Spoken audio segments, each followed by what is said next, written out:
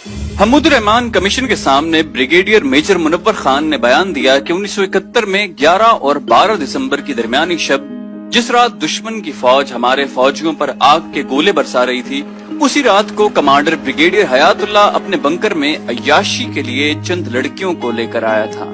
Commission को brigadier Abbas bag ने बताया कि ब्रिगेडियर जहांजेब अरबाब, जो के बाद में लेफ्टिनेंट जनरल बने, मुल्तान म्यूनिसिपल कमेटी के चेयरमैन थे, उन्होंने एक सीएसपी अफसर से रिश्वत के तौर पर 1 लाख रुपए का मुतालबा किया। अफसर ने खुदकुशी कर ली और अपने पीछे एक पर्ची पर लिखा छोड़ गया कि ब्रिगेडियर जहांजेब अरबाब ने उससे 1 लाख रुपए का मुतालबा किया, हालांकि उसने सिर्फ 15,000 रुपए कमाए थे।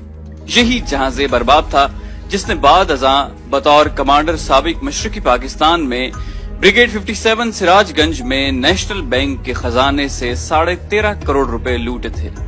कैप्टन की तहकीकात से ये बात भी सामने आई कि major general Khudadad Khan adjutant general Pakistan army के न सिर्फ मशहूर जमाना जनरल अकलीम अख्तर रानी के साथ नाजायज ताल्लुकात थे, बल्कि उसने मार्शल लॉ के दौरान कई मुकदमात दबाने में जनरल रानी की मावनत भी की।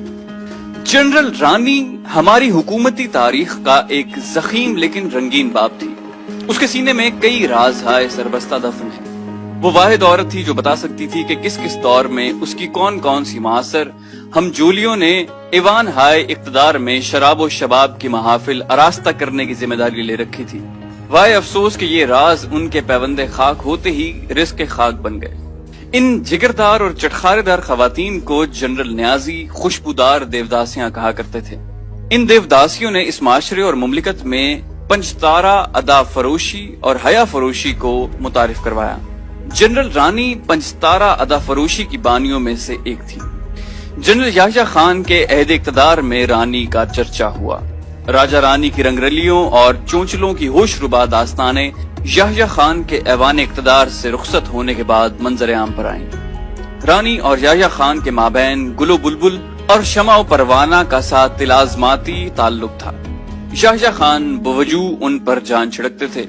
उस दौर की ब्यूरोक्रेसी और सियासत के कई दीगर जर्नैल भी अकलीम अख्तर उर्फ जनरल रानी की चश्मे सुरमगी से शराब इल्तिफात कशीद करते रहे। जनरल रानी की रकाबत अगर किसी से थी तो वो थी मलका तरन्नुम नूरजहां।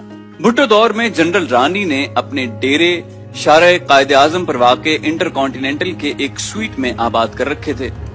वक्त के हुक्मरान उनके आस्ताने पर जबीन न्याज लेकर हाजिर होते और अपने शरारती मन की मुरादें पाते। घर गवर्नर बने तो इस किस्म की इत्तलात मौसूल होना शुरू हुई कि जनरल रानी की जलवागाहे जमालो विसाल साजिशों का गढ़ बन रही है। नीले आसमान की बूढ़ी आंखों ने इस ताकतवर औरत की दहलीज पर जाने वक्त के कितने आला अफसरान को नासिया फरसाई करते देखा। आसमान ने रंग बदला, हालात ने पलटा खाया, लैलो नहार की गर्दिश ने करवट ली और पंजाब पुलिस हरकत में आई। एक शब जनरल रानी को बमा साजो सामान साजिशगाह से हिफाजती हिरासत में लेकर कोतवाली थाने पहुंचा दिया गया।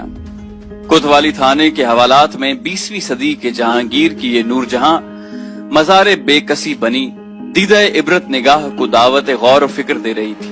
अखबारी नुमाइंदों को इतला मिली तो हर कोई भागम भाग कोतवाली पहुंचा। थाने का वसी और अरीज अहाता रिपोर्टर्स और फोटोग्राफर्स की फौज जफर मौज के सामने तंग दामानी का शिकवा करने लगा। बारसूख अखबारी नुमाइंदों को मौसूफा तक पहुंचने की खुसूसी इजाजत दे दी गई। वो तस्वीर बेबसी बने सर झुकाए हर सवाल सुनती रही, लेकिन किसी भी सवाल का माकूल जवाब देना उसने मुनासिब न जाना। सहाफी चुटकी भरते, याह्या खान के हवाले से यादों को साज देने की इस्तदा करते, लेकिन जनरल रानी का तो यह हाल था कि काटो तो बदन में लहू नहीं। बाद अज खराबी बसियार उसके होंठ फड़फड़ाए और उसने कपकपाते लहजे में जवाब दिया कि बस नक्शा बिगड़ गया।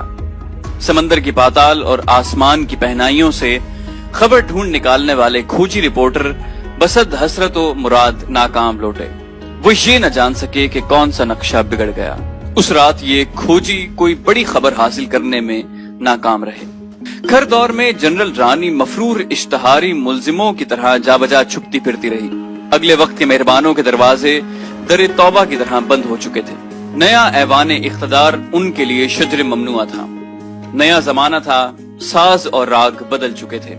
जनरल रानी को जिंदगी में पहली बार इस किस्म की नाखुशगवार हालात का सामना करना पड़ा। वो अपने आशनाओं से राब्ता करती, हर एक की मिन्नत समाजत करती, जाए अमा और दारुल अमा फराहम करने की बिनती करती, लेकिन नए दौर में हुक्मरानों की अताब से बचने के लिए हमा नौई ब्यूरोक्रेसी के असफंदियार और अफरस्याब भी अपनी इस चहीती से आंखें चुराने लगे। वो रिवायती तोते की तरह साफ आंखें फेर चुके थे। कूचा कूचा कुबकू करिया करिया खाक छानने के बाद उसे मालूम हुआ कि पूरे पाकिस्तान में अगर कोई एक शख्स उसे पनाह दे सकता है तो वो लाहौर का एक सहाफी है। एक रात उस सहाफी के घर टेलीफोन की घंटी बजी। सहाफी की बेगम ने टेलीफोन का रिसीवर उठाया। दूसरी जानिब खौफजदा लहजे में एक खातून मौजूद थी। कहने लगी, बेगम साहिबा, मुझे पनाह चाहिए। मैं एक मजलूम खातून हूँ, मुझे जमाने ने धुतकार दिया है। कल तक मेरी चौखट बड़ी बड़ी नामवर पेशानियों की सजदगाह थी और आज मैं जिस भी दरवाजे पर जाती हूँ मुझे खोटे सिक्के की तरह लौटा दिया जाता है। नामवर सहाफी की बेगम ने कहा कि आप जानती हैं कि आपने किसके घर फोन किया है? रानी ने बताया कि मैंने आपके शौहर आगा शोरिश काश्मीरी की जिगरदारी और बहादुरी की दास्तानें सुन रखी हैं। मुझे मेरे मिलने वालों ने बताया कि वो मजलूमों का साथ देने में कभी हिचकिचाहट महसूस नहीं करते। बेगम साहिबा ने कहा, आगा साहब इस वक्त आराम कर रहे हैं। वो जब सो रहे हों तो हम में से किसी की भी जरूरत नहीं होती कि उन्हें जगा सके। वो जब लिखने में मसरूफ हों या आराम कर रहे हों तो किसी किस्म की मदाखलत और खलल बर्दाश्त नहीं करते। 1-2 घंटे गुजरने के बाद फोन की घंटी दोबारा बजी। दूसरी जानिब बोलने वाली खातून ने यह ऐलान किया कि मैं इंतहाई मजबूर हूँ और मेरे पास बजुस इसके कोई और चारा नहीं कि मैं बनफ्स नफीस आपके दौलत कदे पर हाजिर हो जाऊं। चंद घंटे गुजरने के बाद रात के पिछले पहर जनरल रानी आगा शोरिश काश्मीरी के घर के दरवाजे के बाहर मौजूद थी।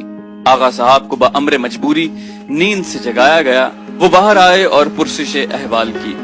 जनरल रानी ने हुकूमती मजालिम की एक तूफानी दास्तान सुनाई और उसके बाद पनाह की तलबगार हुई।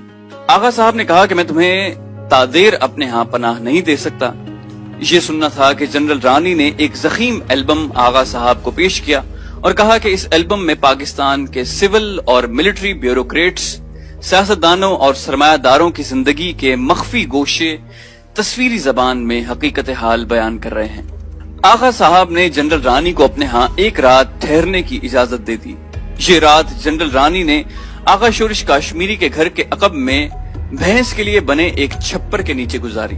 पंचतारा होटलों, सदारती महलों और विजारती ऐवानों की मखमली और गुदास बिस्तरों पर रातें बसर करने की आदी खातून के लिए ये रात यकीनन कयामत की रात थी। सुबह होते ही वो चल दी। आगा साहब ने उसके दिए हुए तोहफे को उसकी आंखों के सामने नजरे आतिश कर दिया। कहा कि इख्तिदार से महरूम होने वाले लोगों के ऐब उछालना बुज़दिलों का काम है। आज तुम ये तस्वीरें उठाए फिर रही हो, कल तुम इन लोगों के निगार खानाए ऐश की रौनक होगी। आगा साहब ने जो कुछ कहा वो सच साबित हुआ।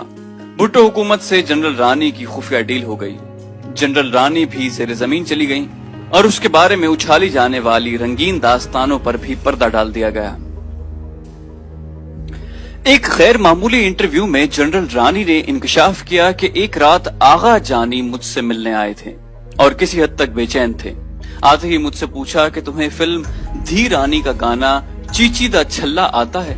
मैंने मुस्कुराते हुए जवाब दिया कि मेरे पास गाने सुनने का वक्त कहाँ है। उसी वक्त उन्होंने मिलिट्री सेक्रेटरी को फोन किया और नगमे की कॉपी लाने का हुक्म सादिर किया।